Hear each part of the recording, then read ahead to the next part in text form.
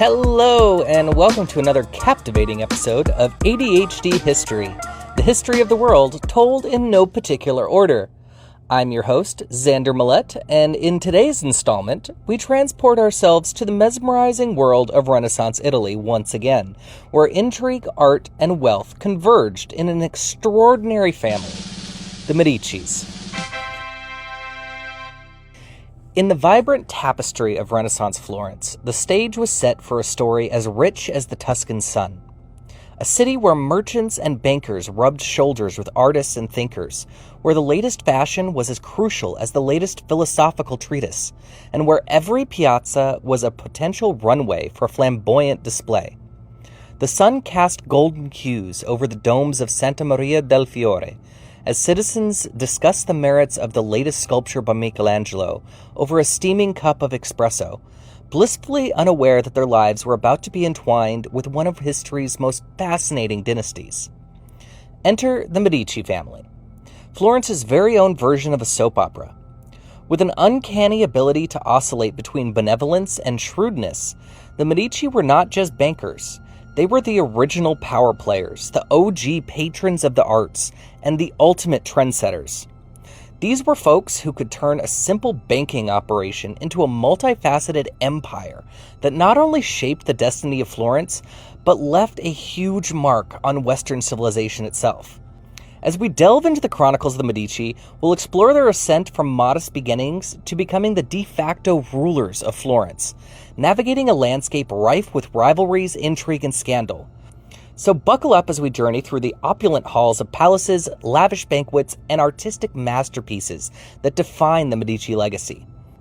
After all, in the world of the Medici, every brushstroke and coin was part of a grander scheme, and the story of Florence would never be the same again. To understand the Medici, we must first journey back to medieval Florence, where the city was a patchwork of guilds, bustling marketplaces, and a competitive spirit that would make even the most ambitious of entrepreneurs blush.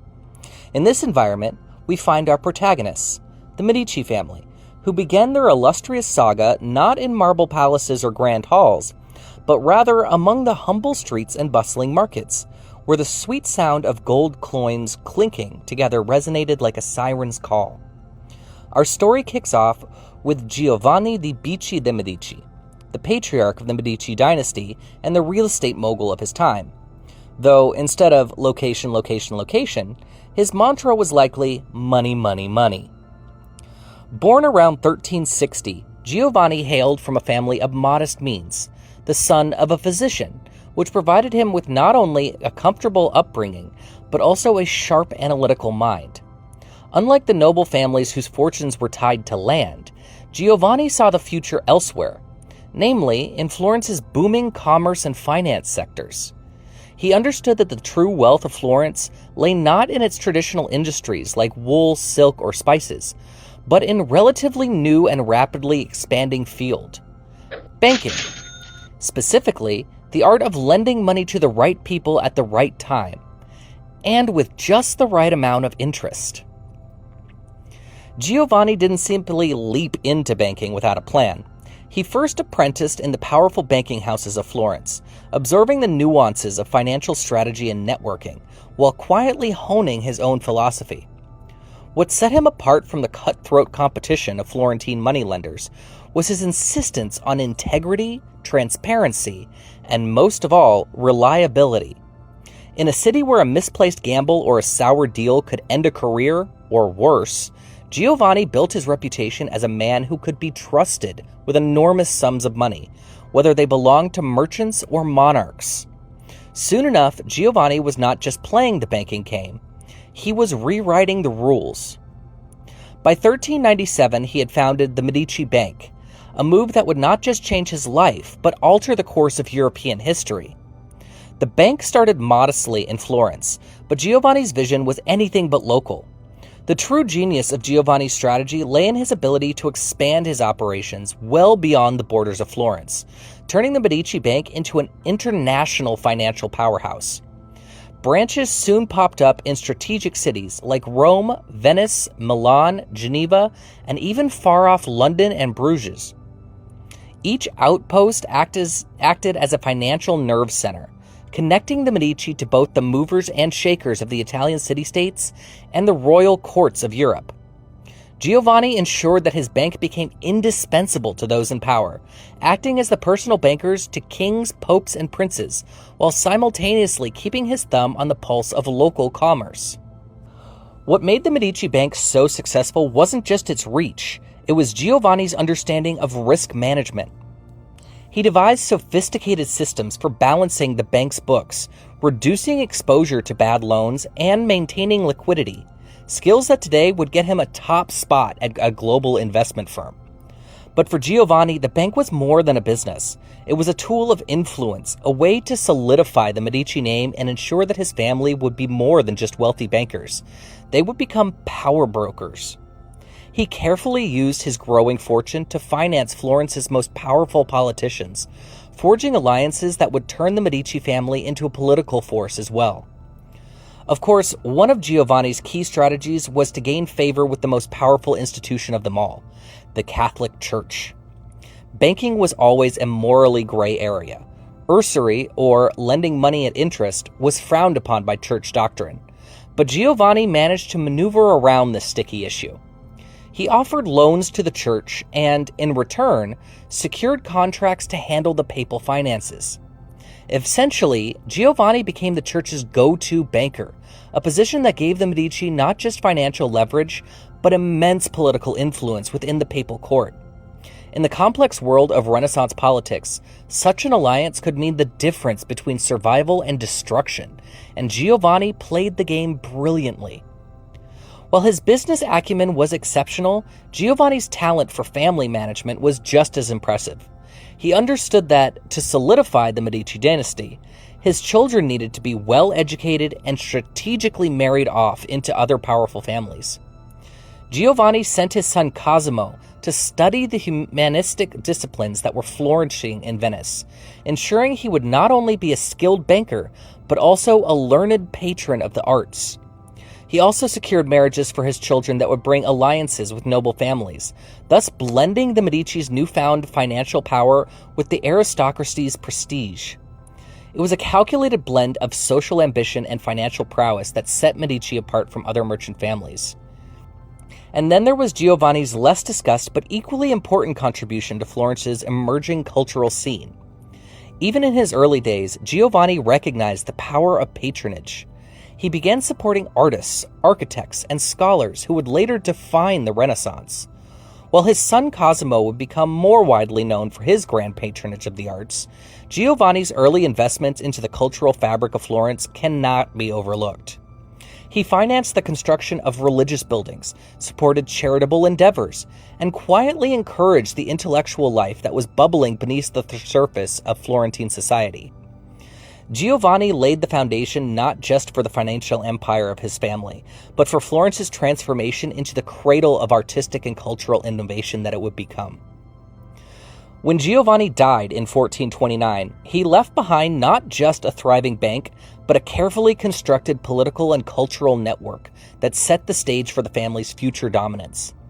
His son Cosimo would soon take the reins, carrying forward the Medici legacy into new and even more dramatic heights. Where Giovanni had been cautious, diplomatic, and modest in his use of power, Cosimo would soon prove to be bolder and more direct in shaping Florence to fit the Medici vision.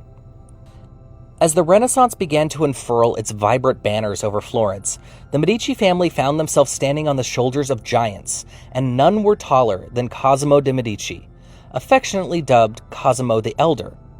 Of course, the Elder wasn't just a reference to his age. It was a nod to his incomparable political savvy, the kind of wisdom that made him the true godfather of Renaissance Florence. Born in 1389, Cosimo came into a world already swirling with the first winds of the Renaissance. His father had laid the groundwork, but it would be Cosimo who truly turned the Medici family into titans.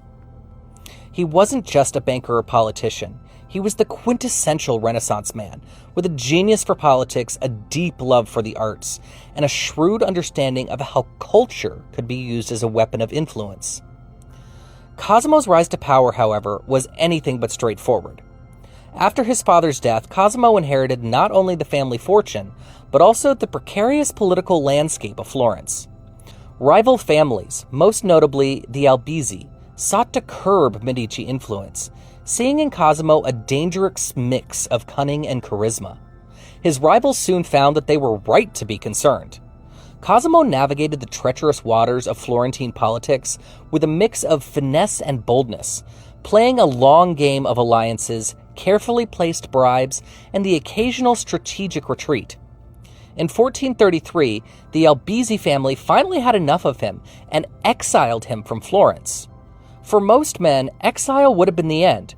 For Cosimo, it was just an extended vacation. Even in exile, Cosimo's financial network and alliances kept him powerful. Within a year, public opinion in Florence turned against the Albizzi, and the Medici were triumphantly restored to power. Upon his return, Cosimo moved with even greater caution, but wielded his influence even more effectively. Rather than outright declaring himself Florence's ruler, he became the puppet master behind the scenes. Officially, Florence was still a republic, but Cosimo's vast wealth and connections allowed him to shape the city's government to his liking. He used his position to install loyalists in key roles, while subtly eliminating his political enemies. Not through violence, but through financial ruin, calculated marriages, and good old-fashioned charm. Cosimo's political genius was matched by his passion for the arts and culture, and it is here that his legacy truly shines. He recognized early on that patronage of the arts wasn't just a way to beautify the city. It was a means of cementing the Medici family's prestige and ensuring their name would be remembered for generations. Cosimo supported a veritable who's who of Renaissance talents, from sculptors like Donatello to architects like Michelozzo.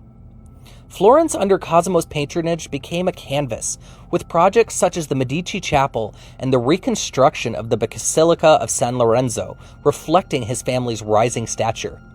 He also funded the construction of the Palazzo Medici, an opulent symbol of the family's dominance that remains one of Florence's architectural gems today. But Cosimo's love for the arts wasn't just limited to buildings and sculptures. He was a passionate supporter of humanist scholarship, pouring his resources into the revival of classical learning. His patronage extended to scholars like Marsilio Ficino, whom he personally sponsored to translate the works of Plato into Latin, making ancient Greek philosophy accessible to the Renaissance world.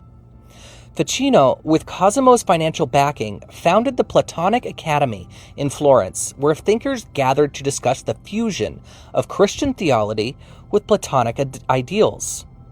This intellectual movement, championed by Cosimo, would redefine humanism and influence European thought for centuries. Then there was Giovanni Pico della Mirandola, another bright mind nurtured by Cosimo's support. Pico's most famous work, Oration on the Dignity of Man, has often been described as the manifesto of Renaissance humanism. It is a celebration of human potential and the limitless possibilities of knowledge, themes that were not only central to the Renaissance, but also echoed in Cosimo's own approach to life and power. Cosimo's influence didn't stop with scholars and philosophers. Under his patronage, the visual arts of Florence exploded. He was responsible for commissioning some of the most important works of the time, and his encouragement helped artists like Donatello reach new heights. Donatello's David, a marvel of Renaissance sculpture, was one of the first large-scale freestanding nude statues since antiquity, a bold statement that embodied the Renaissance revival of classical ideas.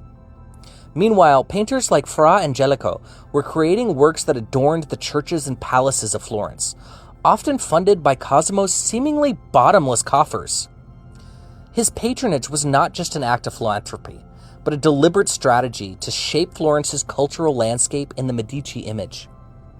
Politically, Cosimo was no less shrewd.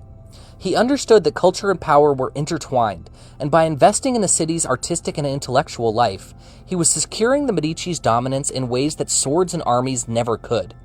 His rule was marked by a blend of public generosity and behind-the-scenes control, earning him the reputation of Pater Patriae, Father of the Nation. By the time of his death in 1464, Cosimo had not only secured the Medici as the de facto rulers of Florence, but he had also established a cultural legacy that would make the Medici name synonymous with the Renaissance. He left behind a Florence that was not just richer in gold, but richer in spirit, a city whose identity was forever tied to the arts, philosophies, and the Medici's role in fostering it all. Yet, the Medici saga was far from over.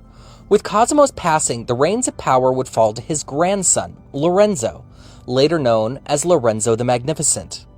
Where Cosimo had laid the groundwork, it would be Lorenzo who brought the Medici influence to its most dazzling and dangerous heights.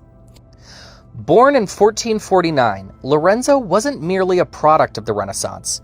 He was its embodiment. He personified the era's most cherished ideals: a ruler, a poet, a diplomat, and above all, a cultural patron who seamlessly blended politics, art, and intellectual pursuits into a compelling narrative of power and patronage that would define an age.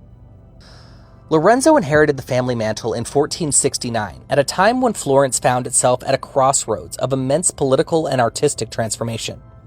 The death of his father, Piero di Cosimo de' Medici, left Lorenzo in control of a city buzzing with both the vitality of Renaissance creativity and the volatility of Italian political rivalries.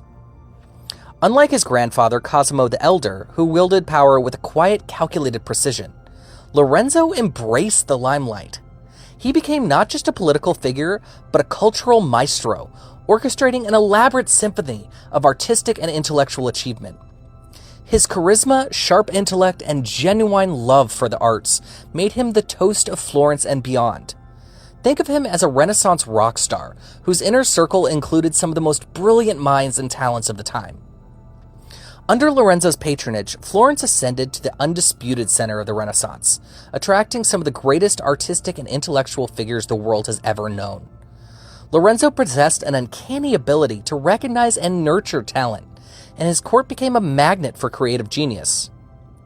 Leonardo da Vinci, with his insatiable curiosity and revolutionary ideas, was welcomed into Lorenzo's circle, where his groundbreaking work in art, science, and engineering could flourish. Though known for his artistic masterpieces, Leonardo's relationship with Lorenzo provided him with an environment that encouraged not only his art, but also his relentless pursuit of knowledge across multiple disciplines. Their bond was built on mutual admiration. Lorenzo appreciated Leonardo's inventive spirit and his forward-thinking vision, while Leonardo found in Lorenzo a patron who valued more than just finished works. He valued the process of intellectual exploration.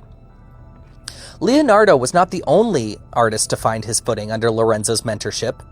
Michelangelo Buonarroti, the prodigious young sculptor, was another of Lorenzo's protégés.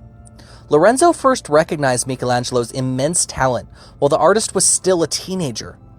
Inviting him into his household, Lorenzo provided Michelangelo with access to the Medici gardens, where he could study the classical sculptures that would inspire his early work. It was under Lorenzo's patronage that Michelangelo began to develop his unique style, fusing classical idealism with the emotional depth that would come to define his art.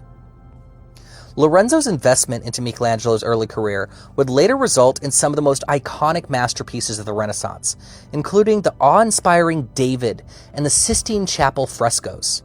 Lorenzo's eye for talent wasn't just about recognizing potential. It was about cultivating an environment in which that potential could blossom into world-changing brilliance. Lorenzo's impact on the arts wasn't confined to these towering figures. Sandro Botticelli, the painter whose ethereal works captured the essence of Renaissance beauty, also flourished under Lorenzo's guidance. Botticelli's The Birth of Venus and Primavera, with their mythological themes and exquisite grace, became emblematic of the Renaissance's revival of classical antiquity, humanism, and naturalism. These masterpieces weren't just Botticelli's crowning achievements, they were symbols of Lorenzo's broader cultural project, one that sought to intertwine the artistic and intellectual achievements of antiquity with the humanist ideals of the Renaissance. Through his patronage, Lorenzo allowed Botticelli to explore new thematic realms, elevating him to one of the greatest painters of his generation. Lorenzo's contributions to Florence extended far beyond the realm of visual arts. His patronage of literature and philosophy was just as transformative. He was a poet himself, writing vernacular verses that intertwined the humanist ideals of his time with personal and political themes. Lorenzo's Medici library became a hub of learning and scholarship, housing one of the largest collections of classical manuscripts in Europe. Scholars from all over Italy and beyond flocked to Florence, drawn by Lorenzo's intellectual curiosity and his generous support. Among them was the philosopher Giovanni Pico della Mirandola, who found in Lorenzo a patron willing to support his ambitious project of synthesizing all human knowledge into a single philosophical system. It was through his investment in these thinkers, writers, and artists that Lorenzo helped Florence become not just a political powerhouse, but a beacon of cultural and intellectual achievement. However, Lorenzo's reign was not without its challenges. The political landscape of 15th century Italy was fraught with shifting alliances and rivalries.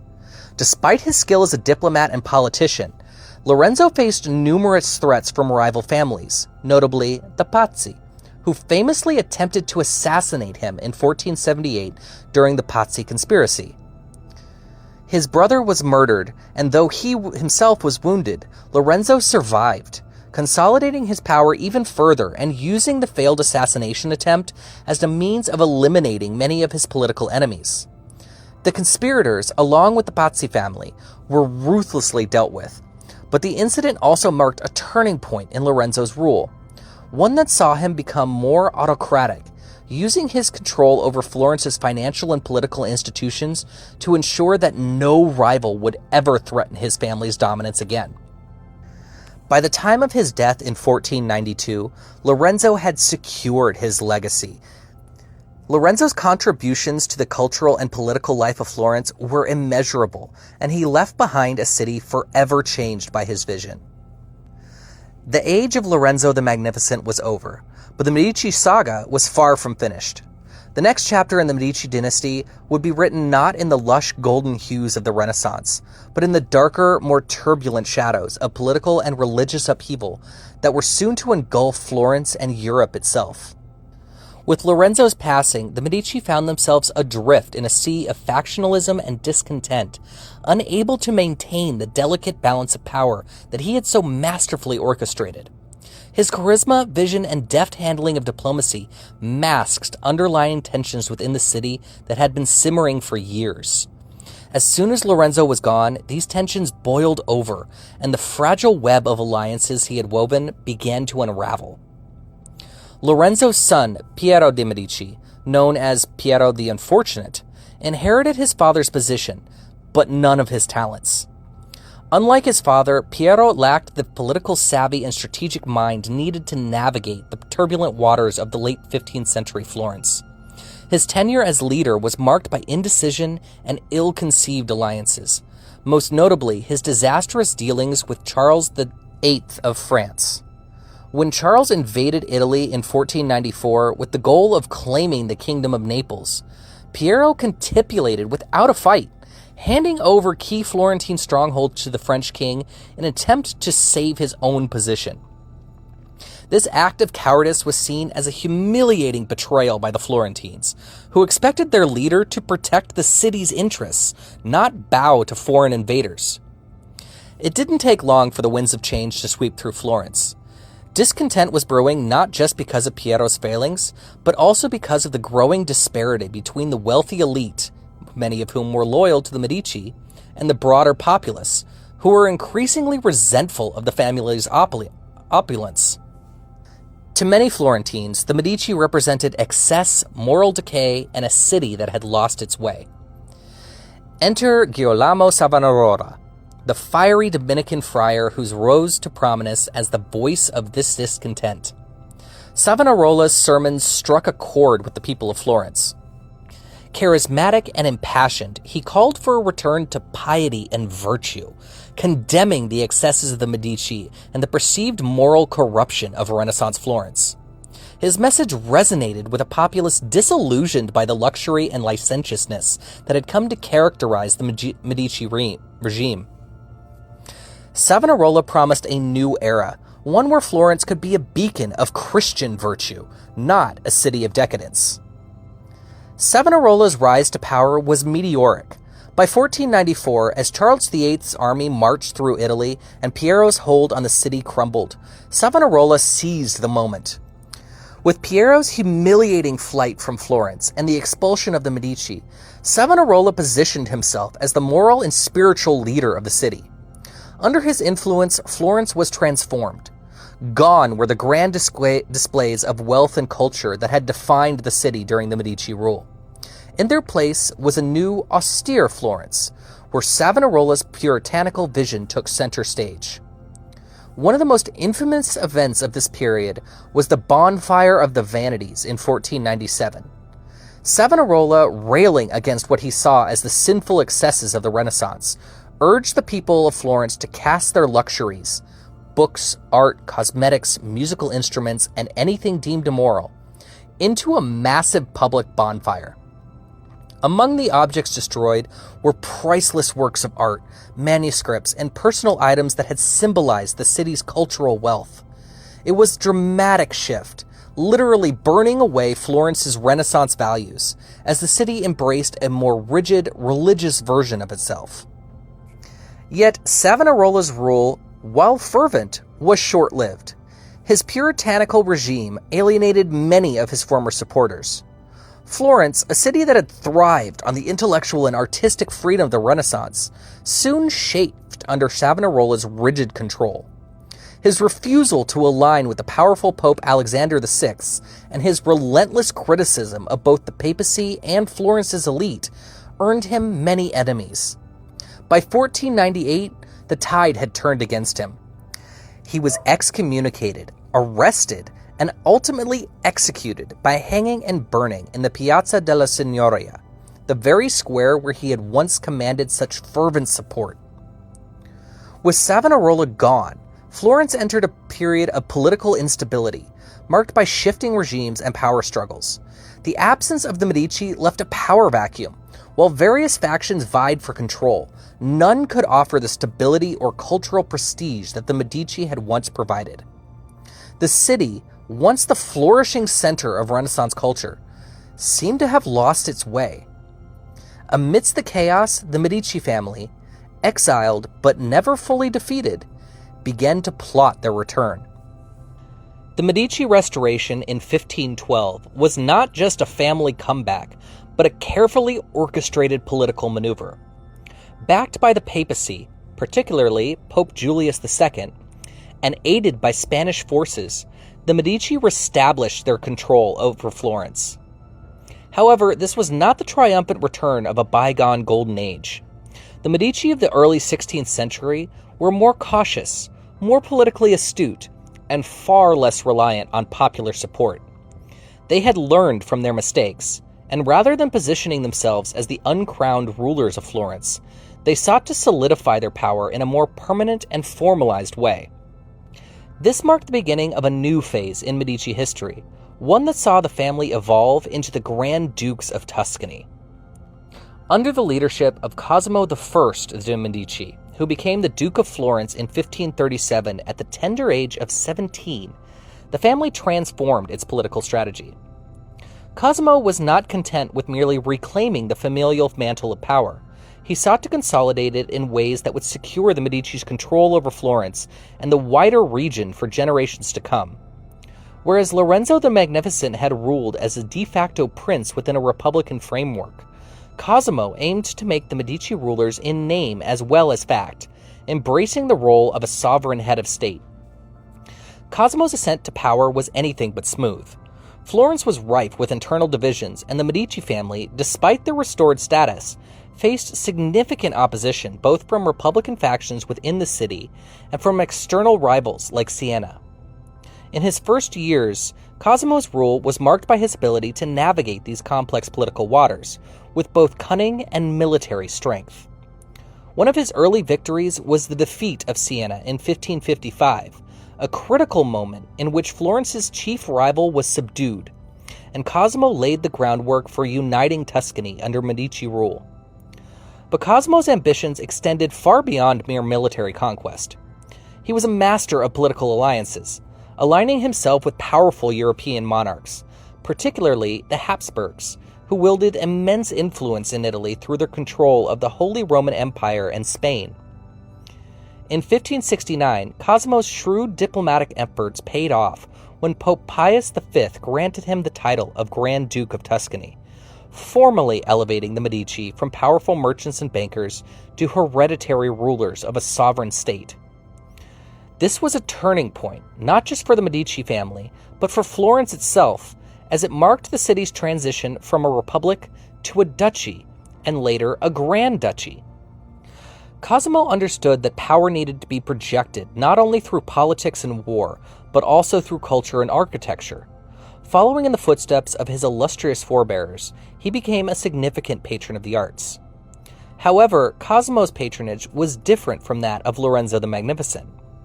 Where Lorenzo's court had been a lively, almost bohemian center of artistic experimentation, Cosimo's was more formal, reflecting the Medici's new status as sovereign rulers. He commissioned grand architectural projects, such as the Uffizi, originally designed by Giorgio Vasari as an administrative office, but which later would become one of the most renowned art galleries of the world. He also renovated the Palazzo Pitti, transforming it into a grand ducal residence that symbolized the Medici's dynastic grandeur. Cosimo's court became a center of learning and culture, where not only artists but also scientists and intellectuals found patronage. His support of the nascent scientific community laid the groundwork for Florence's role in the later scientific revolution. Figures like the astronomer Galileo Galilei would find patronage under the later Medici dukes, benefiting from the intellectual climate that Cosimo helped foster.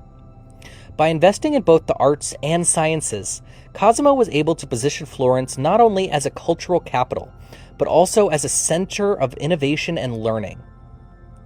One of Cosimo's key legacies was the institutionalization of Medici power. Unlike earlier Medici rulers who had wielded influence through soft power, patronage, and personal charisma, Cosimo solidified the family's authority through formalized structures of governance. He reformed Florence's legal and administrative systems, creating a centralized bureaucracy that would strengthen the Medici grip on Tuscany. His successors inherited a state that was not only wealthier and more secure than it had been, but also one in which power was more firmly entrenched in the hands of the ruling family. The Medici's rule in Tuscany would continue for more than 2 centuries, during which time they would further consolidate their power, expand their territories, and continue to patronize the arts and sciences. The work of figures like Giorgio Vasari and later Baroque masters like Pietro da Cortona and Giovanni Battista Foggini all bore the imprint of Medici patronage. The Medici Grand Dukes may have ruled with a more authoritarian hand than their Republican predecessors, but they continued to see themselves as the stewards of Florence's cultural heritage. As the Medici Grand Duchy entered the 17th century, the family's influence stretched far beyond the borders of Tuscany. Cosimo I's successors, most notably his son, Ferdinando I, built upon his legacy by strengthening ties with the Catholic Church and the powerful Habsburg dynasty. Ferdinando, who became Grand Duke in 1587, had spent years as a cardinal before renouncing his religious vows to assume leadership of the family.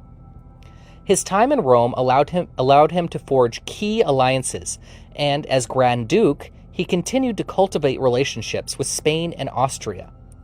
One of his most notable achievements was establishing Livorno as a free port, transforming the coastal city into a major hub of Mediterranean trade and attracting merchants from across Europe and the Ottoman Empire. This not only bolstered the Tuscan economy, but also elevated the Medici's international standing. The Medici's diplomatic strategy during this period centered around securing powerful marriage alliances. Ferdinando I married Christine of Lorraine, granddaughter of Catherine de' Medici, the French Queen Mother, thus strengthening ties with the French crown. This marriage and subsequent unions with European royalty positioned the Medici as key players in the web of dynastic politics that shaped the continent.